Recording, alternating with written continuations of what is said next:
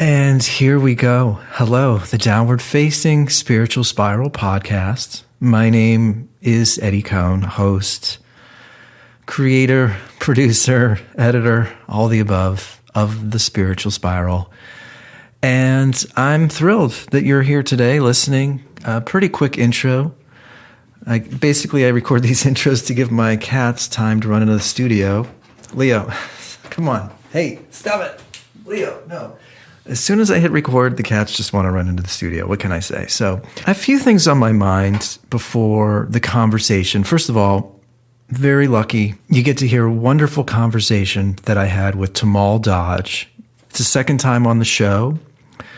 And it's funny, the first time he was here, Nelly, come on, stop it. First time he was on the show about, I feel like it was probably a year ago.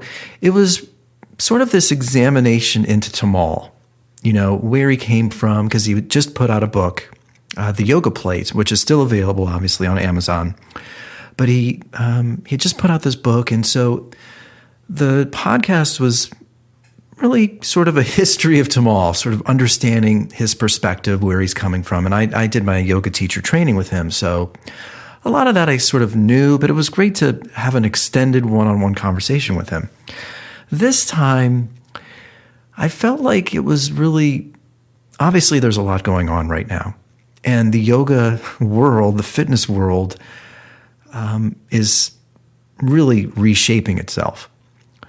And, you know, there's obviously here in LA, his studio closed and a lot of studios are closing. And I was interested in having him on because I was curious how he's dealing with the pandemic and the lockdowns and how is he finding normalcy in this bizarre world that we live in.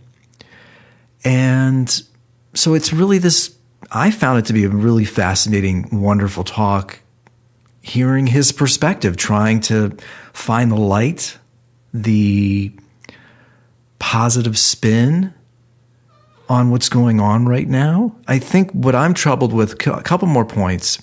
I think I've realized over the last few months how lucky I am to have this podcast, to be an artist, to sing songs, to write a book, to DJ, to teach yoga.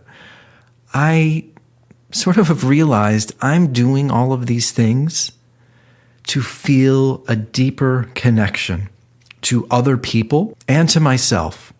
I don't have the answers, but I do know that after I sing a song or write a song or record a podcast, in this case with Tamal, and having him on my show for an hour and 15 minutes, I just feel better. I feel more whole. I feel more like a human being. And we are living in a day and age now that frightens me because we are trying to box everybody neatly into this or that, or this political area, that belief, this belief. And we are forgetting that human beings are complicated, are complex, and we can't be pigeonholed into one thing. And it's really frustrating to sort of navigate that. And I think my show is trying to remind people that we have to turn off the phone, we have to stay off social media as much as we can, and we have to connect with other human beings. We have to connect with quiet time, because through all of that, I believe, through my experience, we are healthier, happier, and more connected with our true selves. I also wanted to read something that that Tamal just posted on Instagram today. By the way, Tamal's studio in Wilmington, North Carolina, Yoga Salt, is still open. And he's also opening an online platform for yoga, meditation, fitness, bodhilive.com, BODHI live.com. Apparently it's not live yet, but it's going to be going live January. He's giving the first couple months away for free, which I think is a great idea because it really gives people a chance to dive in and check out the site and see what it's all about. So bodhilive.com, that's going live in January. Make sure you check it out. And look, I did my teacher training with Tamal. I've always respected Tamal because he practices what he preaches. So let me just read this to you from his Instagram. and then you'll hear the conversation. I thought it was really important for me to read this. My body is Japanese, Hungarian, Austrian, Irish, American. My occupation is a yoga teacher, studio owner, jiu-jitsu instructor, and movement coach. I have the blessings of being a husband and a father. However, these are all temporary designations and not my true self.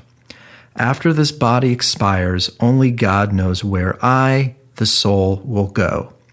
Yoga teaches us that our true identity is Ahem. I'm probably ruining the pronunciation, so I apologize, Tamal. Aham Brahmasmi, which means I am spirit. We learn that we are all souls and that we are all transcendentally connected beyond our social, national, racial, political, and occupational circumstances.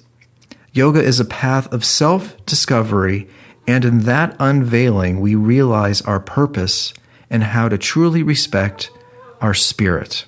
So I'll leave, as Tamal says, food for thought. So you know where to find me. I'm on Instagram at Eddie Cohn. Just released a new song called Freedom. I'm going to record a podcast talking about the song very soon, but you can find it on Spotify, iTunes, eddiecohn.bandcamp.com.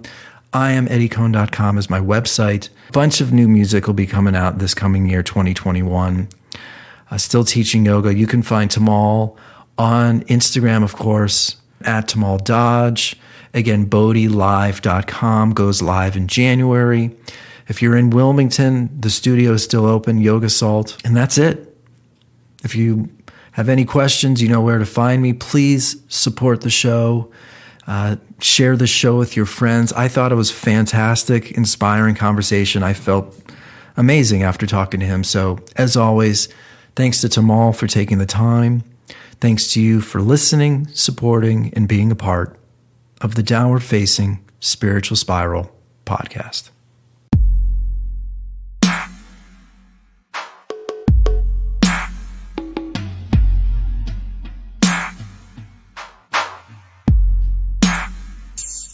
How is life, Mr. Eddie? You know, man, I get the sense this is going to be an interesting conversation. You're going to be my therapist for the next 4 hours, so I appreciate it.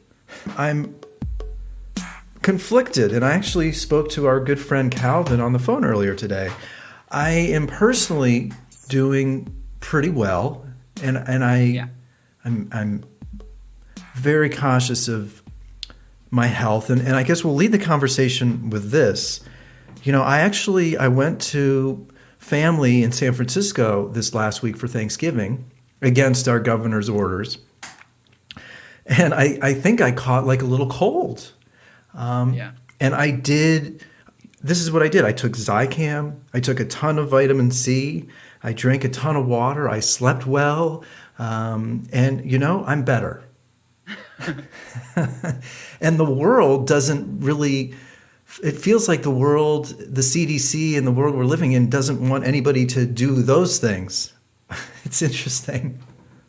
Yeah, I mean, you know, I'm a natural path nut, so you don't want to get me started on a whole rant and craze on all that stuff. I mean, you know, I'm a firm believer in, you know, being a yoga teacher, an author of a cookbook that steps outside the mold of conventional ways of living and eating and things like that. I'm a promoter of people eating healthy, moving their body in healthy ways, having healthy communities, living a lifestyle that is just going to make you very balanced. And, you know, I definitely am not in line with a lot of the things that people are trying to force on other people, you know, and I think a lot of things are affecting. I had, unfortunately, one of my good friends out here. He was the captain of the lifeguards. He was a firefighter. He took his life about a month ago out here, and so there's a lot of things that I feel like are affecting people in a way that we're not talking about enough. You know, mental health. community, need for support socially is kind of just being pulled away from those. And, I have a friend here who works with suicide hotlines, which are up 800%. No one wants to talk about that. No one wants to talk about a lot of the things that are affecting on such a large scale beyond just, the pandemic and coronavirus. Well, and it's funny because I think I bring up social media a lot. That's sort of the originator of this podcast. But I think it changed. It's sort of this pernicious attack on our culture where you don't know it's happening. It's sort of this, I'm comparing to what's happening right now to a world war. And granted, people aren't being shot by Uzis, but the media and the world has been very clever in the way that they're deceptively and perniciously drawing our attention towards one thing. Now, you brought up suicide. I didn't even know this, but in Japan, there were more people that died this last month from suicide in Japan than the entire year from COVID-19. So they had 2,000 people that died from suicide this last month. And 150,000 people die every single day. These are statistics that we just don't even, I don't know if we don't have the time for, the sensitivity. We have bills to pay, a life to live. But the world is forcing us to think about one thing right now. Yeah. A lot of people are going to disagree with a lot of the things that I may say that's totally up to them to do so. I'm actually supportive of people to disagree with me. And I think it's actually really a bizarre thing that people feel like you can't disagree with somebody. And if we're not in agreement, you're out of my life kind of a situation, which is another topic all in itself. But, it's really unfortunate because when you bring up statistics like, oh, this many people died in Japan or the suicide hotlines are up 800%, people are like, you can't compare that to what's going on. I'm like, but in our society, we're supposed to look at statistics. We're supposed to look at what's happening. We're supposed to use our intelligence. We're supposed to, we were born with something called reason. So there's a lot of things that I feel like need to be looked at. I mean, and also the politicians, if we're not getting somewhat disgusted by what's going on with the political scene in general, we got to take a look at that. I mean, just even in California, it's unbelievable. A lot of people don't know. I mean, I was forced to let go of my studio in Los Angeles because of COVID-19 and things like that. And, you got people doing these crazy shutdowns while they're partying at fine dining restaurants and breaking every rule under the sun. And then people are like, oh, well, they apologized. I'm like, but the hypocrisy, like the thing that I hate the most, or not hate, the thing that I dislike the most is when people live a society of telling you, do as I say, don't do as I do. I would never follow somebody that does that in anything. That would be like me taking a yoga teacher training from somebody and they're saying, only adjust this way. Okay, this is the right way to do it, but I'm going to molest my students. But you don't do that. Right. You're like, I would never follow you. Yeah. I'm never follow you. In any instance in my life would I ever follow somebody that does those things. In the family I grew up in too, it's like you're educated to the point where you're supposed to look for phonies or quacks and things like that. And they run in every form of society. In yoga, we see it all the time. We find guys that are like total scummy douchebags that get into the yoga world. They get exposed for it. So obviously we're going to find it in every facet of the world, in every corner, whether it's politics, yoga, medicine, fitness, whatever there is, it's going to come up. And I think it's important for people to use their intelligence to like sift through the sand, find the cigarette butts. Well, it's funny. Have you heard of the show Alone on the History Channel? So I was never into Survivor. I thought it was just ridiculous and catty and silly. But Alone is basically people are left on Vancouver Island by themselves, and they have to survive.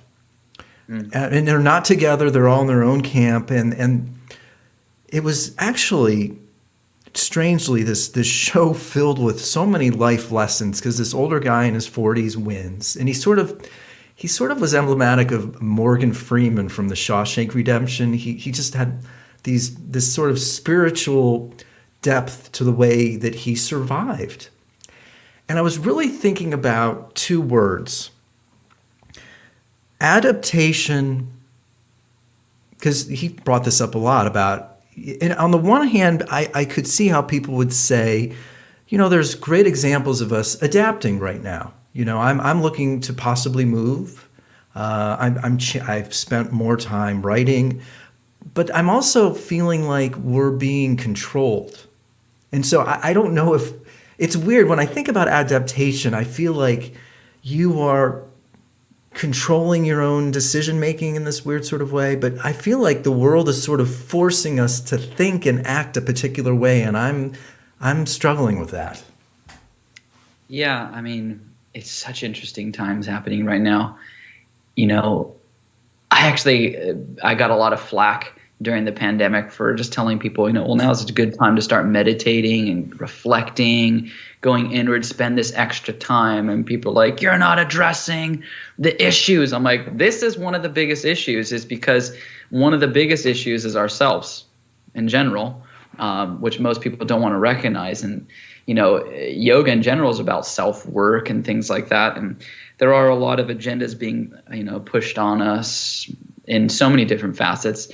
I do feel like, there's a crazy thing that's being conveyed right now of like control in the sense that we're telling society to do this thing called cancel culture, which is so bizarre. Like, I've seen a lot of yoga teachers pre-shutdown, pre-COVID, that are, standing on their pulpit, preaching on their social media of, we have to accept one another, we have to love one another, we need to find unity. And then as soon as the shutdown happens and people are alone and their depression sets in and then social circumstances start to escalate, all of a sudden I see those exact same people making posts like, if you don't have the same thoughts and beliefs as me, you need to be punished, you need to be put out in public and shamed, and you're canceled, and all this stuff. And people will go, Tamal, what do you think? You're going to accept everybody? I think we need to have a society or a community where you are okay if people don't think exactly like you. Here's a perfect example. I've been eating plant-based my entire life. I've never eaten meat, fish, or eggs.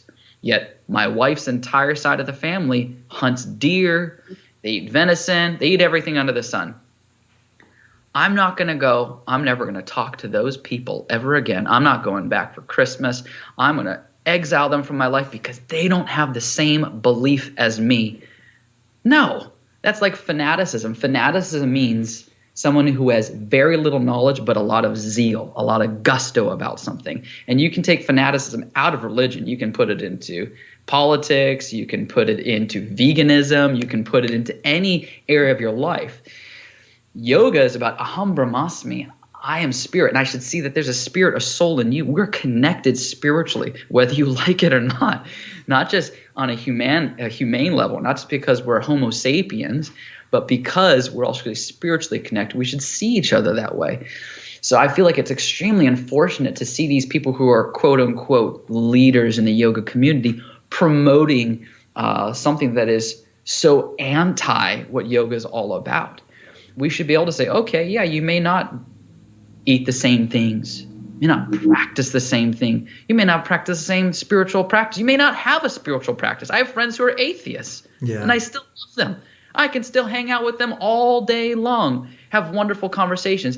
Because if people aren't at a maturity level where they're okay with people having a different opinion and be able to have a sophisticated, very comfortable, calm conversation about their life, their practices, and respect that person, it becomes a very unfortunate entanglement that you see people going through. And it's actually very upsetting to see that. And it's upsetting to see people promoting such a volatile climate and feeding such a negative way of living life in the guise or the mask of saying I'm a yoga leader or things like that. And if people don't agree with me, well, I'm sorry, but I'm glad you have that opinion, and we can sit down and talk anytime you want. Well, and I think I actually remember you Because I remember Seisha posted something that ended up getting a lot of backlash, but I think you posted an article or something 5-6 months ago that I was actually going to post and I didn't. And I think she or somebody, you got backlash. I mean, and you haven't really been on social media much. Is that a conscious reason? Because I guess my point here is that, well, anyway, answer the question first.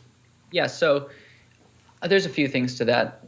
There was a point back in March when this all kind of shut down. I was like, oh, this is my time to finally unplug from the world and just like go into my own space, meditate, reflect, start to do some self-work. And then I had to start getting back on social media because my yoga studio started going down the drain. Yeah. So I put more time, actually I've put more time in my yoga studios now than I ever have in my life, which is really funny because it constantly feels like a never-ending rock climb where the mountain, there's no top to it because you keep climbing and there's no results. Like you keep paying your bills, you're draining everything you got, but there's no end in sight. So it's been a great learning lesson. I had to get rid of my Los Angeles studio. Right out here in North Carolina, we're allowed to be open, but we're only allowed to be open up to 30% capacity with everyone 6 feet apart. And there's no real help from any organization, even though they're putting you in this box, which is completely ridiculous. And people will say, oh, Tamal, well, it's for your safety and things like that. Well, yeah, but if you're putting out things for people's safety, you should also help the people you are affecting deeply. Not just me, but all small business owners across the nation or across the world, really, that are being affected by it. I was reading an article that somewhere around 130 or 150 million people will be affected to the point of poverty and starvation by the end of COVID. 130 to 150 million people starving because of the shutdowns financially. How do we justify that?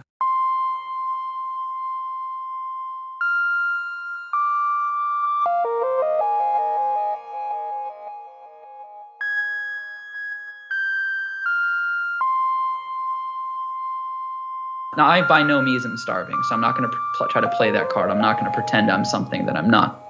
But so I ended up putting a lot of time and effort and energy into the yoga studio. It made me actually start doing something. I've started a new business called Bodhi, which is going to be an awesome website.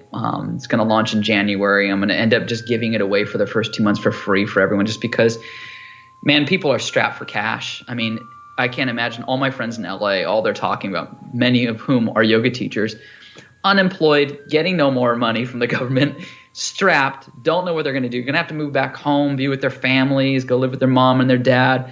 All this stuff is going on. So at first I was like, okay, I'm going to just charge very little. But then I was like, why not just give it away for the first 2 months of launching and let everyone just play around on it.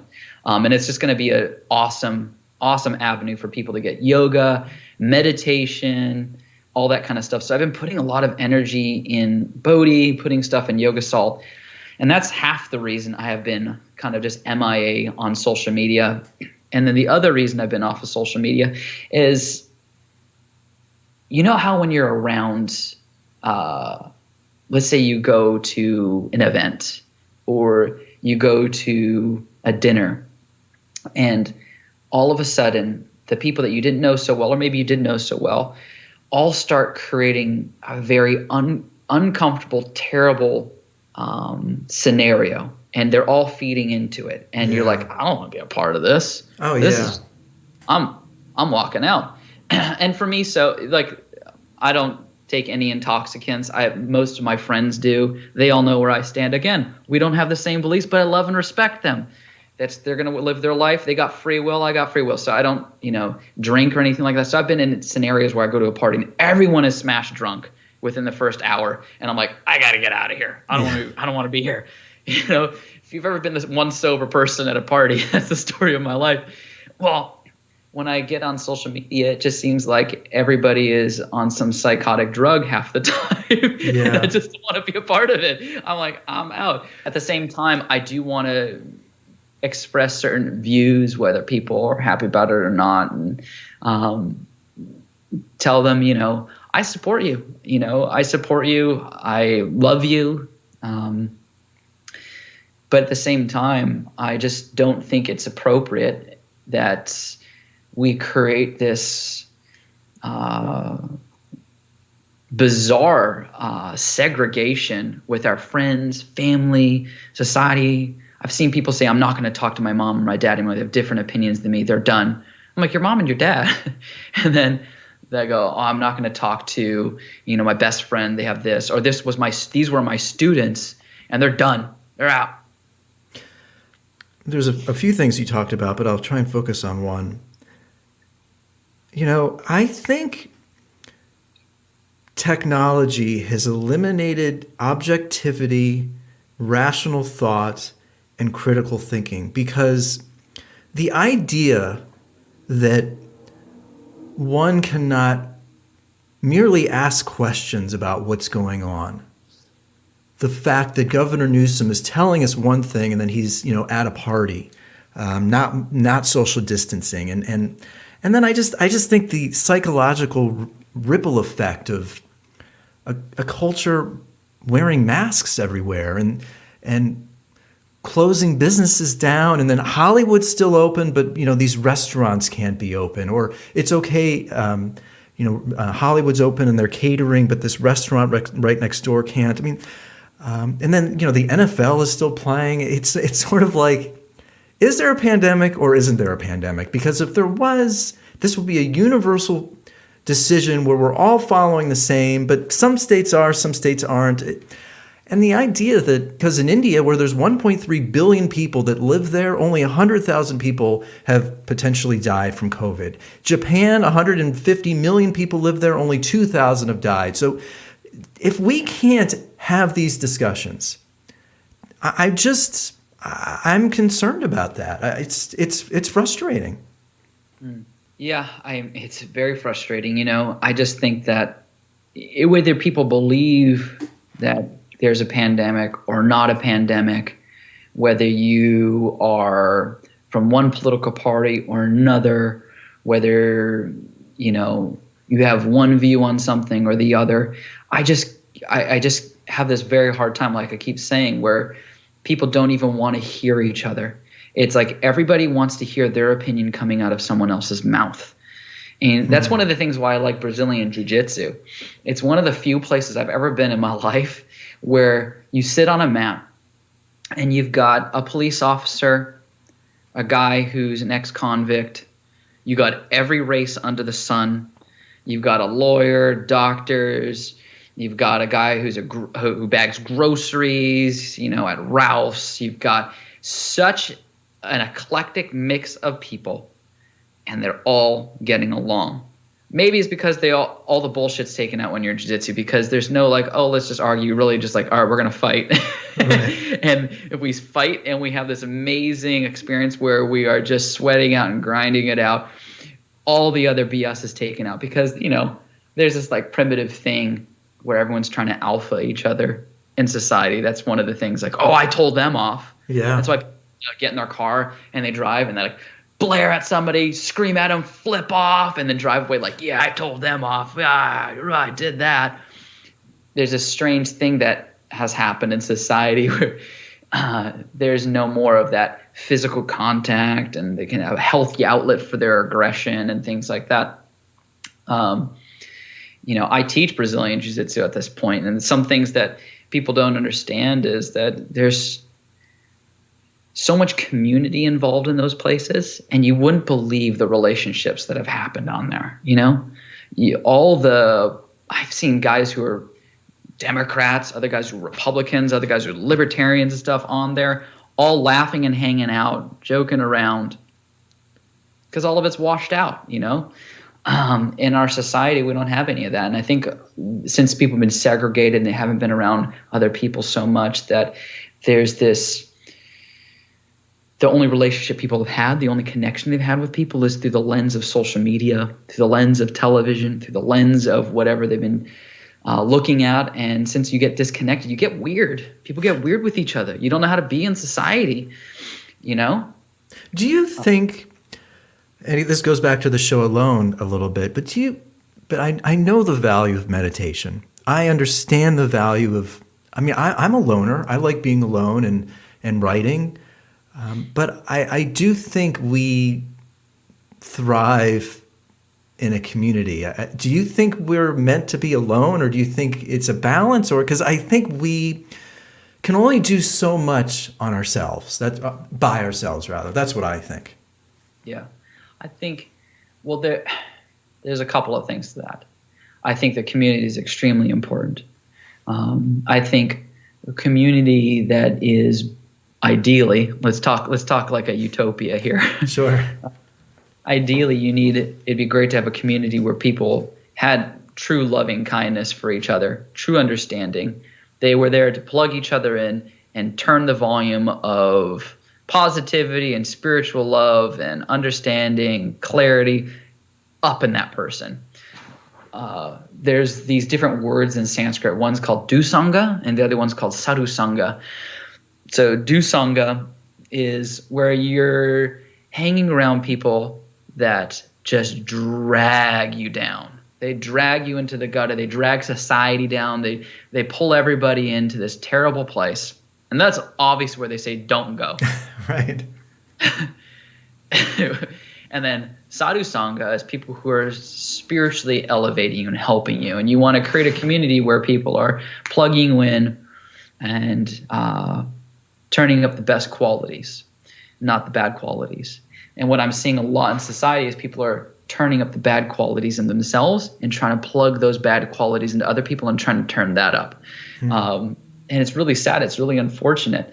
So I think community is extremely important, but I think that we need to be fostering a certain type of community where we are understanding, loving, deeply spiritual. I think there is a place for people to be alone, but it takes a lot of work to get there. I love being alone. Sometimes my wife says I'm a weirdo because I love being alone. I love going off like on the beach, meditating for hours. I love that kind of stuff because I've come to know that I'm never really alone. I always have this deep sense that no matter where I go, God's with me. And I feel like I can do certain things to connect with God when I'm alone more than when I am, well, not more, but in a different way than when I'm with other people.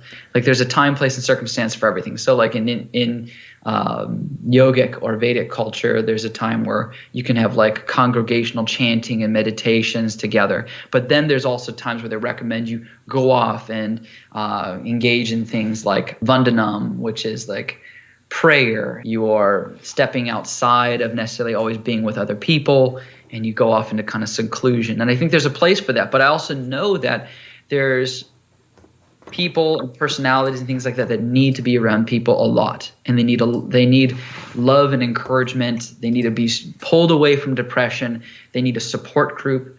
I feel like it was extremely sad for me. I went to my friend's funeral a couple of weeks ago that took his life. And I was really shocked because I had just seen him. He came to my yoga studio. He walked up the stairs. He's this, like most people look at him and go, wow, I want to be that guy. He's like 6'5", just super fit. He's handsome, captain of the lifeguards, black belt in Brazilian jiu-jitsu, great dude, rescued hundreds and hundreds of people from drowning. Just everyone's like, oh, that guy. He walked up to my yoga studio and he poked his head, and he's never been by my yoga studio. And I just happened to be there. I was like, oh, dude, what are you doing here? And I went outside and he's like, I just feel like I need to be with people and around people. He's like, I'm not in a good space, man. I'm like, oh, man. I was like, let me help you out. I was like, start coming to my yoga studio. Like, let's do this. We have classes tomorrow. And I went inside and I gifted him a huge package of classes because I could see the hurt in his eyes. And he's like, yeah, man. He's talking about this just really hasn't been good for him, just being secluded away from everybody. And we had this long talk, and I could see him hurting. So I was like, dude, you better come on by. So I called him the next day. He didn't pick up. So I texted him like, hey, man, you have classes waiting here. I expect to see you. Show up. Never did. Checked him with more and more. Never did. And I was like, man, I hope you're okay. And he'd be like, yeah, I'm actually doing better. I'm okay, all this stuff. And then I get the call. And it was It was devastating. Hundreds of people, I want to say 500 or 600 people showed up to his funeral. A helicopter was flying above, American flags everywhere, everyone talking about the history. And, finally one of his good friends that stood up on the stage to talk was just like, he's like, we need to start talking about mental health. He's like, we're beating around the bush here. He's like, we need to take this man and celebrate him through educating people about mental health and what happens when you are depressed, happens when you're secluded. We need to have a better infrastructure. We need to reach out to these people. I mean, when you think that suicide rates are up 800%, my friend who works in this field, she's like, when people call, it's so busy, they'll never get through to anybody.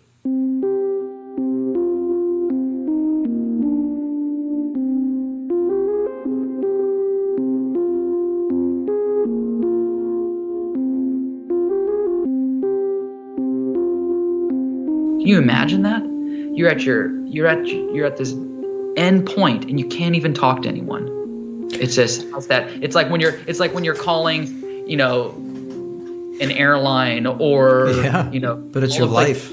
Or the DMV and all is like your call is number 79, your call is 842, and then there's elevator music playing the whole time. Everyone hates that, and it's just so deeply unfortunate. It really upset me about it. And, you go through all those emotions like, oh, I should have just drove over there. I should have, could have, would have done this. All these different things, which are supposedly not allowed, Even hearing your story, it's making me angry, because we are allowing the powers to be to focus on, I guess what's right in front of us. And again, I'm not saying that there isn't this virus out there, but I think to lock people in their homes and put on masks, and I think about kids right now, and I think we are conveniently ignoring suicide, mental health. This goes to an even deeper level. You're telling people to stay home, but some people can't stay home because they have to go to work. They have kids, they have to pay bills, and it's easy for these wealthy governors and politicians to say, oh, you should stay home, because they're still getting paid through all of this. And it pisses me off. It really, and I guess, and then I'm hearing the story that you're sharing, and and my question, what I'm thinking to relate to you, a friend of mine said to me, I've noticed about your podcast, you don't really, you're not like Tony Robbins. You don't give suggestions on how other people should live their lives. And I guess partly because I still struggle with mine, and I don't think I have the answers to share life lessons where how people should live their life. And I guess to draw this to you, I mean, are you hopeful? Yeah, I'm very hopeful. I do think that life in general is always going to be like a heart monitor. It's going to go up, it's going to go down, it's going up, it's going to go down. If it's level, it means you're dead. Yeah. And I don't want to be cliche and be like, well, if you're meditating, you'll always be able to weather the storm. But it really is an inside job. It's like, people go, oh, Tamal, you were raised in a yoga family and your father had an ashram and all this stuff. But it wasn't like some angelic monastery on a cliffside in Hawaii or anything like it. It was a house. It was a house in the neighborhood, gutted out garage, whether it was LA or Hawaii, having people come in from all over, teaching them yoga, meditation, philosophy. My father is doing a donation base. Most people didn't donate anything. We struggled. We're evicted, homeless at different points. But the thing that kind of always shocked me as a child was looking at my father's spiritual perseverance. He would always never be wavered and freaked out. He'd always go, it's always going to be okay. It's all going to be okay. And it wasn't just like, oh, he's trying to comfort his kids. He really, really embodied that. You could tell he was experiencing his words inside, viscerally. And I could see because he had such a strong spiritual foundation, he wasn't so wavered. He wasn't flying around. It's funny. We hear these words in yoga, but a lot of people don't know what they actually mean. Like we hear this word guru, right? Guru and things like that. But in yoga, your father is actually supposed to be your first guru, your first teacher. Most in society, people are like, well, that ain't for me. Right. My dad ain't my guru. But for me, my father was. And do you know what the word guru means? No. It means heavy. And somebody who doesn't have that spiritual heaviness, you know what they're called? Lagu, which means light, which means that they can just be blown around by the material winds and calamities, and they're always, oh my God, they're lagu. So you want somebody who's heavy and embodies that spiritual heaviness. Now, yeah, I think there's a virus. I'm not some conspiracy theorist like, oh my God, there's no virus. I'm not political, which people get really upset about. Tamal, you need to be more political. Me in general, I just don't like a lot of the hypocrisy that I see going on in general with yoga teachers, with politicians and things like that. Just the overall dialogue or narrative that's been going through this entire thing. And it constantly for me is real proof of what they talk about in the Vedic literature, that this place is what they call Martyaloka. This whole world we're living in, they call it Martyaloka. It means a place of anxiety. Say the word again. Martyaloka. Martyaloka. Wow. Place of anxiety. So every time I see these things arising and these things happening, I'm like, well, it's really just proving the point of what they're talking about. Yeah. Because everybody's in anxiety. Some people may be in even anxiety hearing us talk right now, when it really shouldn't be. Like, I hear people say ridiculous stuff to me. It's not necessarily putting me in anxiety. I may disagree with it. I'm like, oh my God. Yeah. Be sitting there white knuckling it, sweating, going, oh my gosh. But it's weird. I don't know.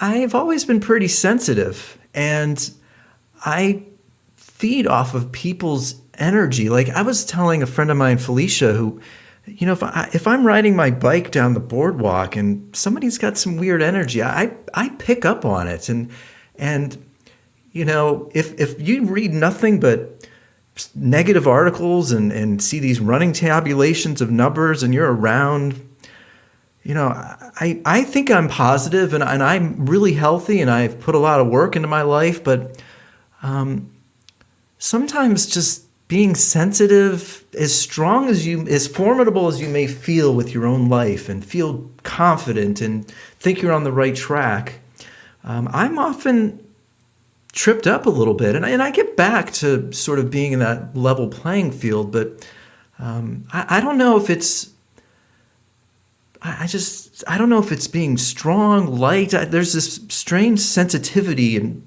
an emotional component, I think, to many of us where you can't control it. And if you are alive right now, I think it's hard not to be affected by what's going on. Yeah, I think so. And there's something nice about being sensitive to how people are feeling. There's a soft-hearted quality, like you feel others' pain, right? Mm-hmm. I see somebody on the street and you can see they're in so much pain. You're like, oh my gosh, I'm not going to ignore that. It's terrible. I see so much pain in people right now, and that's one of the things that really is frustrating to me, to see that there's so much confusion, so much chaos, quarrel going on. That's the other thing that drives the point home with yoga is, so the whole universe we're living is called Martyaloka, or place of anxiety, but they also categorize different chapters or era of this universe, like winter, spring, summer, and fall.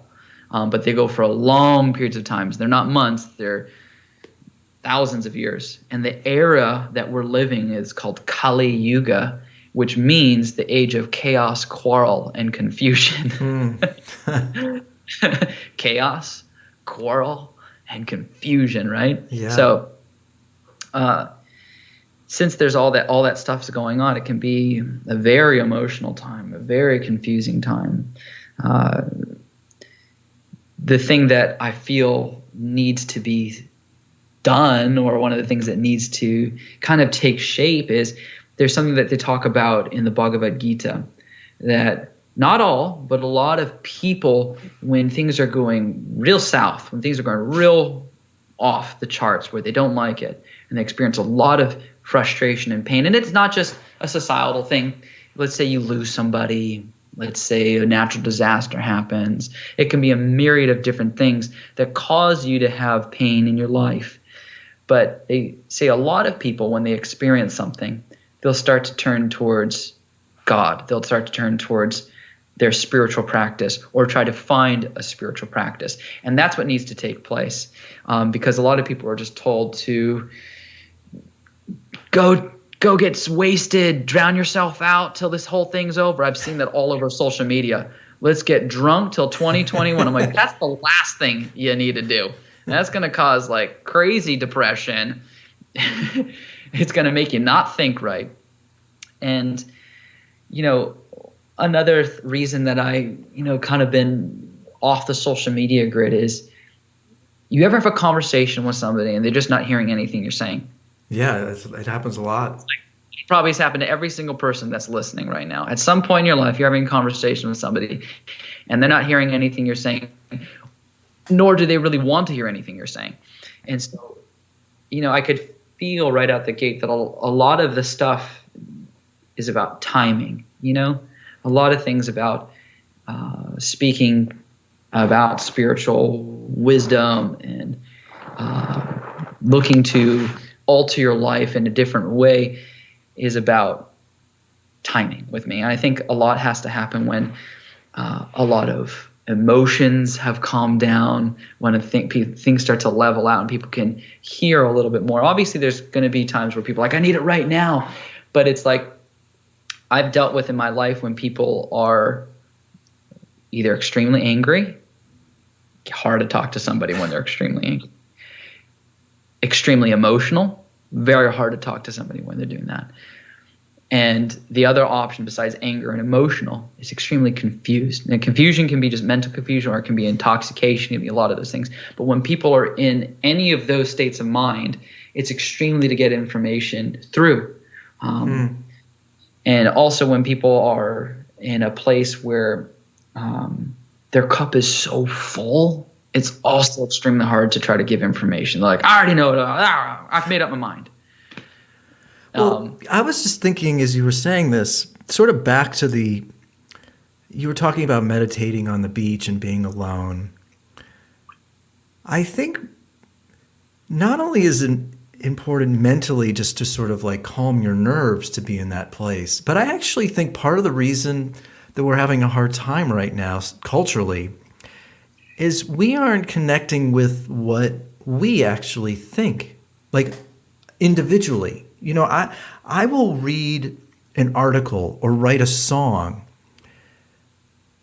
or I wrote this book that I and you need like time to, you need some space to away from what you wrote or created to have some objectivity. If you read an article or hear an opinion or read a textbook, even going back to like school and class, you spend weeks analyzing it and thinking about it, and we aren't doing that anymore. And I think not only are you calming your nerves by being alone and meditating, but I think you're allowing yourself to digest what you've read or watched and seeing how it connects or disconnects with your own values. Yeah. I mean, I think that time to be with your thoughts is important. I think it's extremely impactful. In Patanjali's 8 Sutras, Svadhyaya is about introspection, and I'm a huge advocate of that kind of thing happening. I don't think it's great when people are in such a dark state when they're alone with their thoughts that it makes them go into a deeper spiral. They need some direction, right? They need some direction of where to go with their thoughts. They need support and love and, those periods of alone are specific according to specific people. But I do think it's so important to reassess your life too. It's like there's almost 8 billion people on this planet, and we may have 8 billion different outlooks, different pursuits, but we're actually all looking for the exact same fucking thing. And everyone's like, what do you mean? Well, somebody may be trying to become like an executive, make tons of money. Somebody's trying to become a politician, become really popular or not popular. Right. Somebody's trying to find a perfect relationship. Somebody else is trying to find the dream house, live on the coast of Australia. Some person's trying to do this thing or that thing. But we're really all looking for the same thing, because what that thing really is happiness. We're trying to make a lot of money because we think it'll make us happy. We want to become famous because we think it'll make us happy. We want that relationship because we think it's going to fulfill us. It may look like on the outside the mask of a million different things or 7.5 billion things, but it's inside that it's really the same issue. It's the same exact meaning we're searching for.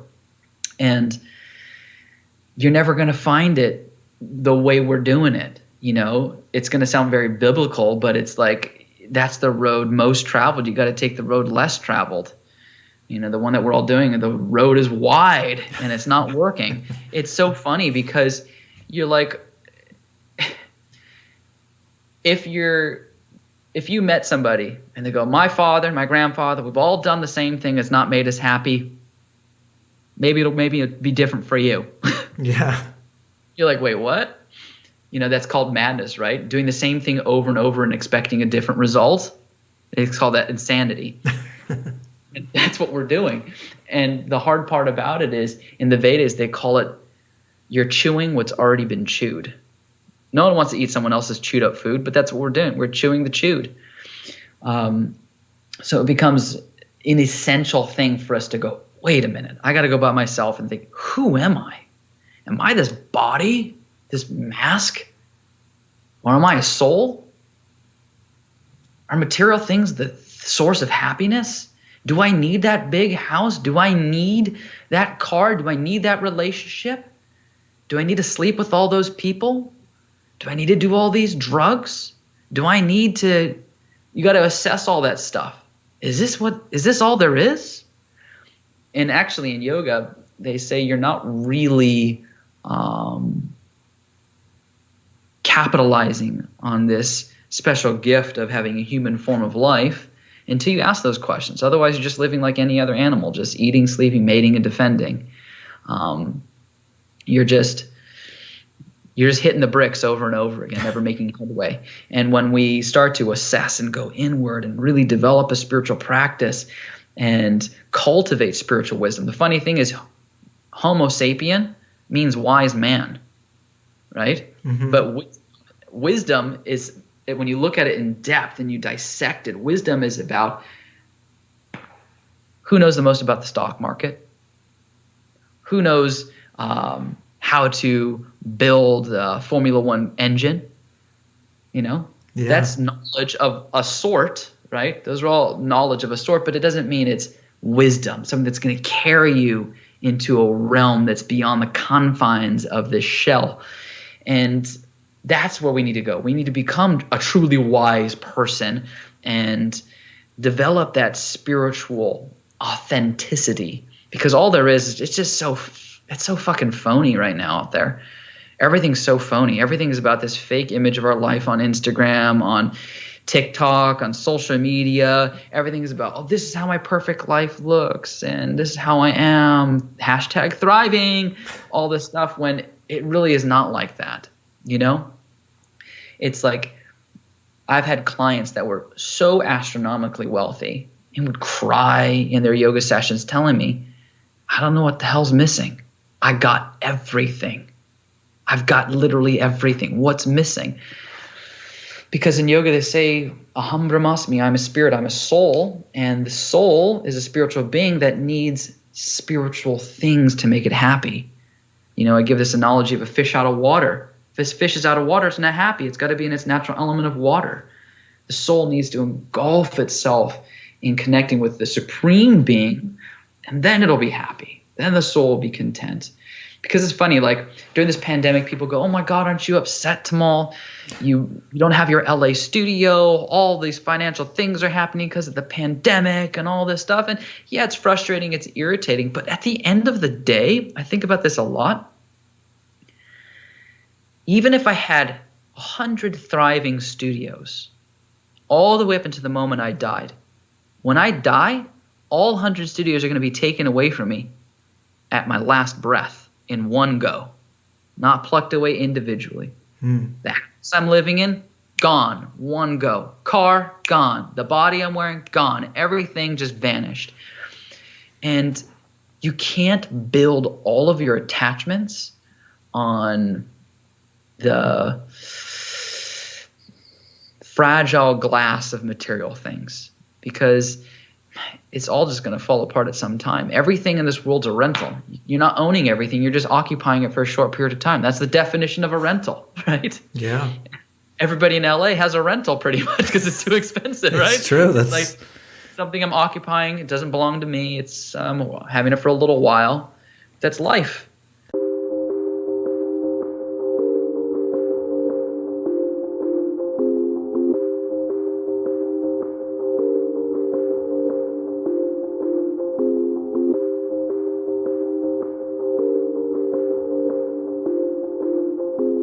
And this goes back to social media, but I posted a podcast probably a year ago about it. That like feature has created a world where we have to feel liked. And I think that's somehow actually damaging, because we don't know how to deal with somebody who doesn't agree with us, conflict, and we somehow need to create. You and I talked at the very beginning of this talk about, we may offend people, or we need people to be offended almost sometimes, obviously in a mature sort of way, because I think we need to somehow get comfortable hearing people that don't agree with us. And we've somehow become so obsessed with being liked. And I think that's causing more harm in this weird sort of way. Yeah. My father used to tell me as a boy, he gave me direction of how I should live life. He says, if you're comfortable, you're not progressing. Yeah. You get very uncomfortable. And that's the problem. Everybody wants to get comfortable. Everyone's like, oh, I just want to live in a warm, snuggly blanket of life. I want only people to say the things that I want them to say. I want to do this. But that's just not how life is. That's the other reason why I was probably drawn to jiu-jitsu, because it's probably the most uncomfortable place to ever be, where you've got like a 250-pound guy laying on top of your face. You know what I mean? Yeah. It's so uncomfortable. And when you first start, you're like, I can't do anything about this. I'm just getting my face crushed in and suffocated by this giant man who knows way more about martial arts than I do. And there's something so amazing about that, because you start to learn how to deal with things, deal with emotions, deal with your thoughts. Things that used to upset you so much doesn't anymore. It's like some of the most peaceful people I've ever met in my life are probably the most physically tough and dangerous people you will ever know, because they have nothing to prove anymore. Yeah. It's like they come out of jiu-jitsu and somebody could flip them off and they'll just smile and give them a peace sign. Culture is like, I hate you, F off, and you're like, what's the big deal? you know? And they're some of the most peaceful people, because they don't have anything to prove. They don't go out there starting fights. They avoid fights. They make peace. They connect people. That whole thing of wanting everyone to like you, it's kind of ridiculous. That's not how life's ever going to roll. You're going to have, again, 7.5 billion people who are going to say 7.5 billion other things, right? Yeah. And I've gotten a lot of flack pre-COVID about things. Like, I say the word God a lot, and people really don't like you saying the word God in the yoga community. Right. People go, what are you, religious? What is this? And I actually think that's really bizarre, one, that people are so uncomfortable with it. And two, it also shows a lack of education about what yoga is and where it comes from, what it's all about. People have their concocted ideas of what yoga is and where it came from and how it developed, but doesn't mean that's the actual history or the meaning behind it. When people create their own philosophies, that's actually the definition of a cult. The word God is used everywhere in the Yoga Sutras, in the Bhagavad Gita, and the Srimad Bhagavatam, the Sri Upanishad, the Brahma Samhita. It's like once you dive into it, you better get comfortable with their word God. And this is the thing that irritates me. It's about that comfort zone thing again, is there's so many airy-fairy phony yoga people out there that get so uncomfortable with the word God that when they write their translated versions of these ancient scriptures, they change the words because they don't like what it said. Wow. What the hell are you doing? Yeah. You're never going to get the real meaning. This is the perfect example. Let's say you're trying to learn French, but somebody didn't like some of the words. So they wrote a book to teach you French, but deleted some of the words and wrote a different meaning. And now you're going to go try to have a conversation with somebody who speaks French. Is it going to work out? They'll be like, where did you learn to speak this language? Do you know what I mean? It's insanity. And if people don't know how to use logic to kind of deduce that kind of logic from that, this doesn't make any sense, then it's craziness, it's madness. And that's what irritates me. And, if you take God out of yoga, that's like taking the ocean out of the beach and expecting to learn how to surf. You're never going to get there. You're never going to learn how to surf. You can buy the board, you can sit on the sand, but if you're not getting in the ocean, you're never going to learn how to do it. I have this strange, I trust that you're going to be okay, and I know this is a hard time for a lot of people. I can't even fathom what some people are going through right now, and I realize I have a lot of things to be grateful for right now. I'm having a hard time thinking about kids wearing masks and not going to school, like doing Zoom classes. I'm thinking about a generation of people that grew up on the phone. I mean, I feel like you and I think I'm a little older than you are, but even so, we knew life before the phone. Oh yeah, for sure. And I do. I don't know. I mean, I know you have a son, and I can delete anything. We can. And it's not even that I'm asking you to talk about him, but I have a hard time thinking that kids are going to be able to, for a lot of the things that we've discussed for the last hour, are going to navigate and get through a technology-filled / mask-filled society. I think there's a lot of things to that. I think there's a lot of bizarre things that are going on. There's actually a ton of MDs out there that have made posts about these things. And a lot of people don't understand. Like my grandfather's a doctor, my uncle Buddy's a doctor. I come from a family where there's medical professionals in there, and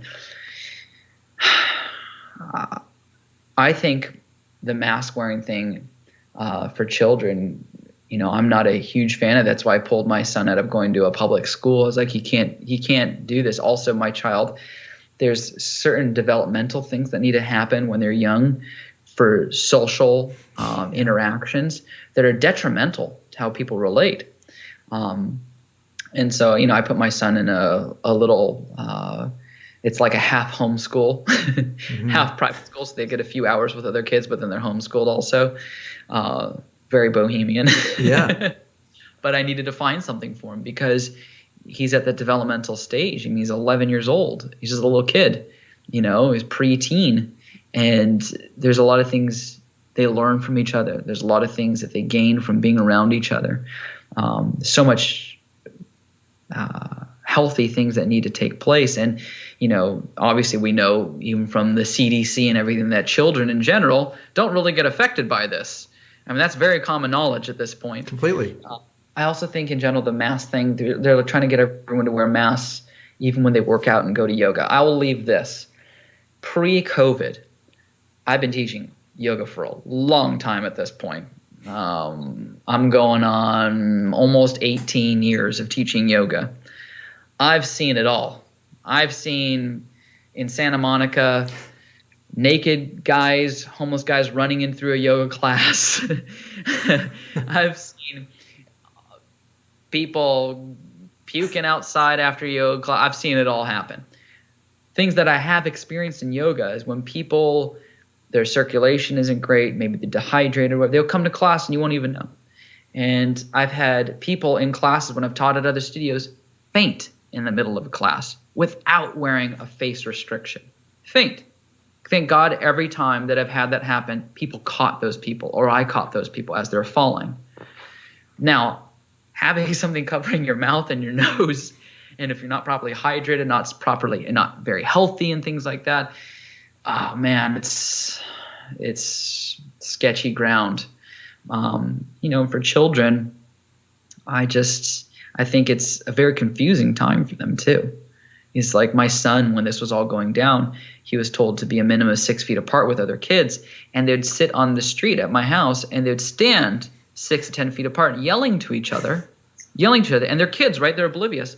And one day, my son, his friend stepped I want to say 5.5 feet away from him, and a parent came out screaming at the top of the lungs and chewed them both out and told them they were a danger to society and all this stuff, and they didn't get away. And how confused were they? Kids don't know. Yeah.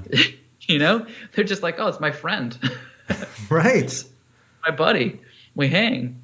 I may be the wrong person to talk about, COVID and as far as I think, eating a very healthy plant-based diet and, getting sunshine, fresh air, and all these things are extremely beneficial for boosting your immune system, because God gave us these incredible bodies that have amazing resilience if you give it the opportunity. Just like your body can do things that you never thought it could do if you give it the opportunity. Like, people always stare and wonder at guys like Scott Jurek, who can run these crazy ultra marathons in no time, or Dylan Warner can do crazy acrobatic things and stuff like that, or some athlete does this thing, or people do amazing. Wim Hof breaks world records and does superhuman things, because you give your body the opportunity to do something, it will do it, right? When I was a kid, somebody had chicken pox, your parents brought you over there and told you to go rub up against them, right? Told you to go in the dirt pit and get exposed to as many things as you can. As a kid, my grandfather was an MD, was like, you need to get him exposed to germs and things like that to build up his immune system. And so, I'm not a doctor, so I'm not going to pretend to give medical advice. But I mean, kids in general, we were told, even when my son was born, that, it's healthy for them to get exposed to things. And I was I was diagnosed with with rheumatoid arthritis when I was 12. It's an autoimmune condition like lupus and Crohn's, and so I'm just very sensitive to what the world is suggesting we do, and I've busted my ass because I was pumped with steroids as a kid, and like Plaquenil and drugs that they reserve for cancer patients to try and figure out how to control this disease that I had. And, I got sick again in my early 20s, and then I had this decision. The doctors wanted me to go back onto steroids and take these toxic medications. But I had some sort of premonition or voice inside my head that if I was going to live, I needed to do more than just pop myself with pills. And so, I went to therapy. I started juicing, and this was years before, press juicery, and eating much better. And I started going to yoga. I started meditating, and I started to swim and took a very active stance to think of ways to improve my immune system. I mean, to me, the mask is very symbolic of like steroids, because steroids, they really mask what's going on underneath the body. Because the moment that you go from like 50 milligrams of steroids down to like 30 to 20 to 10, the body starts feeling sick again, because the steroids really are just masking the problem. I guess my last point, I'm sensitive to what's going on, and then we'll hear what you have to say, because I lost trust from a very young age in the medical field. And I'm not saying that they're all bad doctors, they're all great doctors. I think, though, we are born into a world that makes people think that they need to take pills and, stay home. And I just think there are other alternatives. And if we can't look at those alternatives without, with some objectivity, have a conversation about other alternatives, and just say you only have to listen to science. I mean, that's basically saying I'm not listening to the yoga teacher. I'm only listening to my doctor. To me, that is, I'm not going to go to a chiropractic doctor. I'm only going to listen to a board certified MD who went to Harvard or something. I think, and I'm also a believer in homeopathic medicine. I think we need to have honest discussions about building immune systems.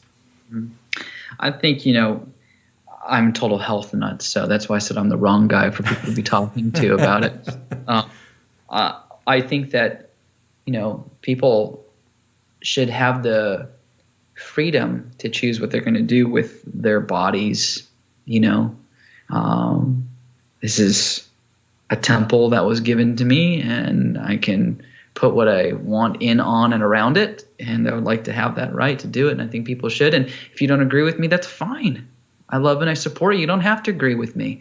It's funny, I was listening to this Joe Rogan podcast that I turned on just randomly, and he was talking about I forget who he's interviewing, and they were saying, the problem with our society is you could have 10,000 amazing comments on your podcast, but then there's the one, and that's all you think about is the one that's hating on me. So, I mean, people can agree with whatever they want or disagree with whatever they want, and that's your freedom. That's great. You have that freedom.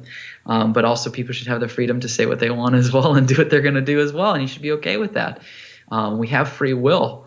I don't know where this is all going to go. I don't know. I can't foresee the future. All I can say is, we can try to gain the tools and the knowledge to weather the storms of life. Even in yoga teacher training, I'm always telling people, if you want to get really educated on anything, you better start reading and studying like you've never read and studied before. Just engulf yourself. You want to know everything there is to know about plant-based lifestyle, go read a bazillion books, right? Go read Conscious Eating by Gabriel Cousens. Go read Blue Zones. Go read – I could talk to you all day long about this, right? Go read Diet, Life Expectancy, and Chronic Disease. I could give you a laundry list of awesome books. If you want to dive deep in your spiritual life, go pick up the Bhagavad Gita as it is. Go read the Sri Upanishad. You don't want to read an Eastern philosophy book. You just want to get your spiritual life jump-started and read something that kind of can just speak to you at the time right now. Go read this amazing book out there called Proof of Heaven. It's a really great starting book. If you don't want to read that, another amazing book out there to read is called Life After Life by Dr. Raymond Moody. It just starts to give you that connection of not being the body, of being a spirit or a soul, life after death. That book, Life After Life by Raymond Moody, is amazing because he's the guy who coined the phrase NDE, near-death experience. He's a psychiatrist, but he's also has a degree in philosophy. And it was the 50s or 60s, I think, where he started giving counseling to people who died on the operating table and come back to life because they're supposed to cope with the trauma of it. But as he started, helping these people, letting them talk and tell their story, he's like, these guys aren't traumatized. Something amazing happened that is literally happening to all of them. It's very connected. So those are like wonderful books just to kind of take out the little flint rocks of spiritual life and you just start chipping away until a little fire starts, and then it's up to you to keep blowing on it and get that thing into a raging forest fire in your heart and take it somewhere. That's why I really want to get on this podcast. Obviously we're sharing some things that we don't like that we're seeing, and we're doing a commentary on society. Really, people will think a lot of this stuff is political, but it's more of like societal. There's a lot of societal stuff. Obviously there's politics involved. But what I really wanted to address is just hopefully giving some people some tools and some insights of things to pursue, not trying to preach and tell you have to do this, but suggestions of what you can do, and you can take them or leave them. If you want to start a spiritual journey, I always say start with reading. Go pick up some of those books I just rattled off. Start with maybe contemplating life a couple minutes every day. Pray. People go, pray, Tamal. What is this? Some religious thing you're talking about? Just empty your cup. Just empty your cup. It's part of yoga. And if you don't know how to pray, just be honest. The best prayers are the honest ones. Like I do these 300-hour yoga teacher trainings, and they're intensive. We do it really differently. I take people to like Costa Rica, and we're just locked in an ashram setting for 3 weeks together. We start the day off at 6 a.m. It's like still kind of dark out. We all chant on mala beads, and then we have a prayer session where everyone does their own quiet prayer. And I encourage people. I'm like, if you don't know how to pray, just say, God, I don't even know if you're really there. I don't know if you exist. I don't know if I'm talking to the goddamn air. I don't know what the fuck I'm doing. But if you are there, and if I don't do this, and I'm missing out big time, I don't want to miss out. I don't want to miss the big picture. So please teach me how to talk to you. Show me that you're there. Please guide me in the direction I need to go. And this is actually yoga, guys. This is actually part of what they call the 9 devotional processes in yoga. And those are all amazing places to start that spiritual journey. You know, we have to take that time to ask those metaphysical, ontological questions. We have to have the time to pray. We have to have the time to read. We have to engage in activities that are changing the infrastructure of our consciousness. And then when you do that, you're probably going to think and feel and operate differently in the world. And you probably will not be floating around so much, blown by the winds of society. Well, and it's funny, I keep saying last point, but I was thinking about the word control. I think a lot of what's the problem right now is everybody wants to feel like they're in control. And I think I've learned and you've learned that we can try as hard as we want, but we're not in control. We don't know when our last breath is going to be, but it does feel like, as I'm hearing you, that you can at least control like maybe your perspective or maybe you can't. I don't know. But it feels like what you were just describing, it is a sense of at least you can control how you're going to potentially react or accept, you know, how your life is going to unfold. I mean, maybe it's about acceptance. And control is impossible. Acceptance is possible. People use the word belief and faith interchangeably, but they're very different. Belief means acceptance of something to be true. That's actually the definition of it. And we may accept things to be true, but that can change really easily, right? Mm-hmm. For instance, when you're a kid, you may believe that Santa Claus is real. You've accepted it to be true. You know, my son, I never told him that Santa Claus is real, but it kind of blew up on our face because he was 5 years old, and then he went and met with his cousins who were also 5 and 6 years old. He's like, Santa Claus isn't real. Grandma puts that stuff under the tree, and blew it for everybody, right? Right. So now they don't accept it to be true. So the belief changed. Faith, on the other hand, is living your life in accordance with truly understanding something to be true via experiential knowledge, not just something you've read, but you've experienced it. And it's very hard to change it. Do you know what I mean? Mm-hmm. So it's like belief, you may have never seen Santa Claus because Santa Claus isn't real. And so you've just accepted to be true. Faith, you've had some vision and some sight and some experience.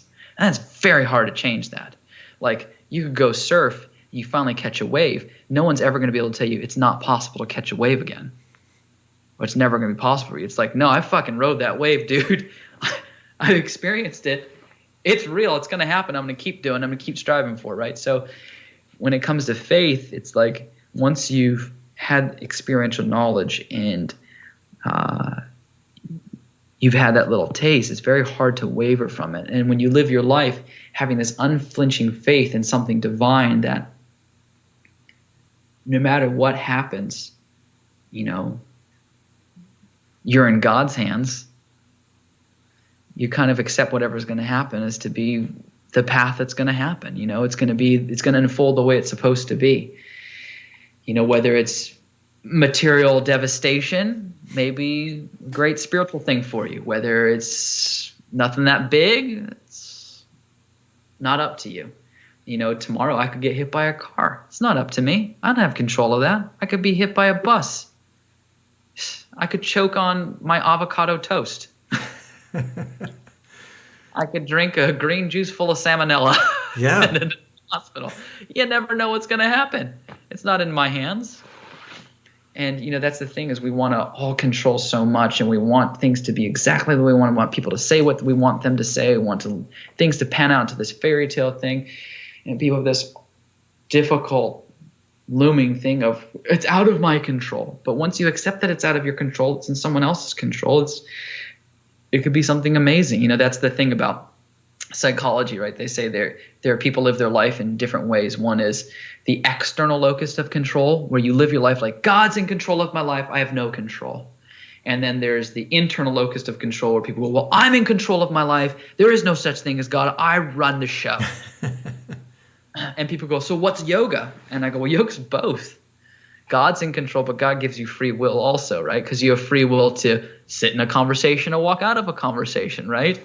You have free will to eat plant-based or not eat plant-based. You have free will to think differently than somebody else, and you can also choose other things, right?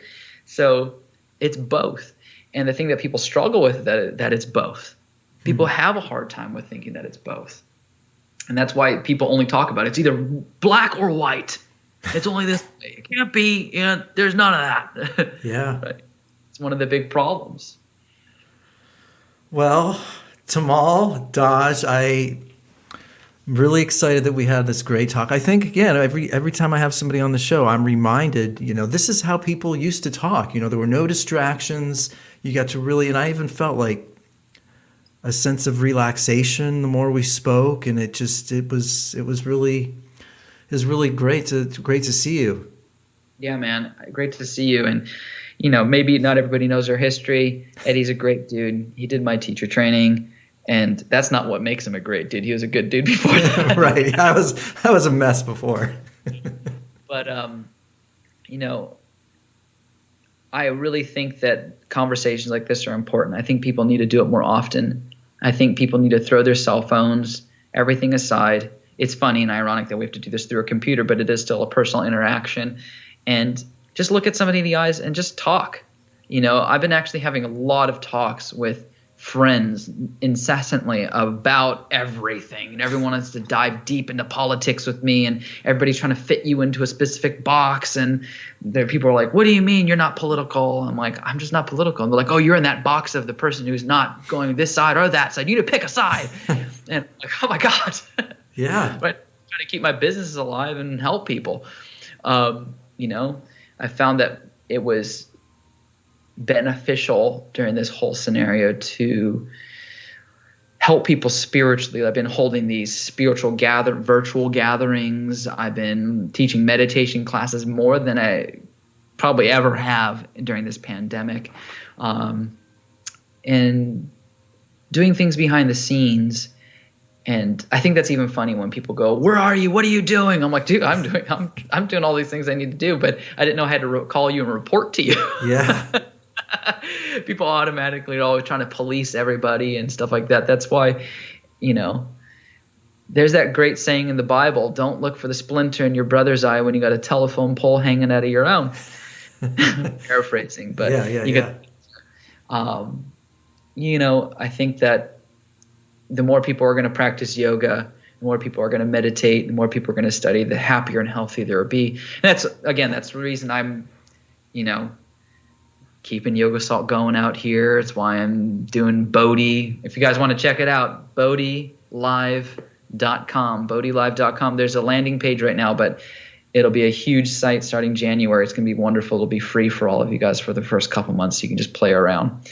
But that'll be an amazing thing for everybody to play around with. And, I just want to continue doing things. My big ultimate goal, I really just want to hold massive meditation and philosophy talks. I think that's coming soon. I feel like